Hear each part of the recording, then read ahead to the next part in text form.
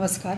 माझी मराठी माझा अभिमान या स्पर्धेमध्ये मी भाग घेत आहे आणि मराठी बद्दल आपल्याला अभिमान नाही तर गर्व आहे.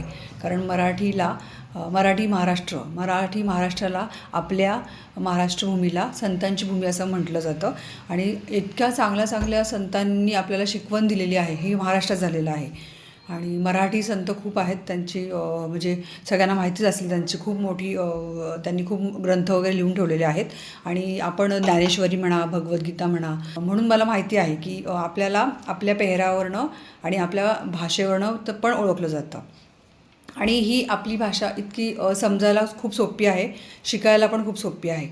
कारण मी इतक्या राज्यात राहून आलेली आहे, त्यामुळे मला असं माहिती आहे की त्यांना आपल्या भाषेचं आपल्यातलं म्हणजे आपण जे मराठी आहोत आपलं जे फूड बनतं, इतका गर्व वाटतो की मी मराठी आहे असं सांगण्याचा. आणि आपल्याला असं एक कॉन्फिडन्सच, फूड नाही मराठीत बोलायचं आपल्याला, आपल्याला एक वेगळंच हे असं वाटतं की सांगताना की आपण मराठी आहोत. ते मराठी भाषेबद्दल काय बोलायचं, किती बोलायचं. पु ल देशपांडे हे आपले मराठीतले साहित्यिक होते आणि त्यांची बर्डाची चाळ ही अजून आता किती वर्ष झालेत त्या गोष्टीला, 72 वर्षापेक्षा जास्त झाले असतील माझ्या माहितीप्रमाणे.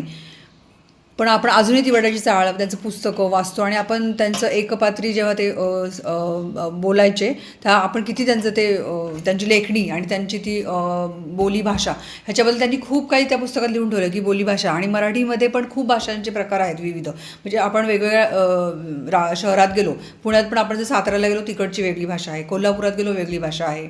अशा वेगवेगळ्या ठिकाणी वेगवेगळ्या भाषा आहेत, पण त्यांचे एक असं बोलण्याच्या पद्धती वेगवेगळ्या आहेत. पण तरी पण मला माझ्या मराठी भाषेबद्दल खूप अभिमान आहे, खूप गर्व आहे. आणि मला आता सुचत पण नाही बोलायला, पण मी जेवढं जमेल तेवढं बोलायचा प्रयत्न केला आहे. नमस्कार.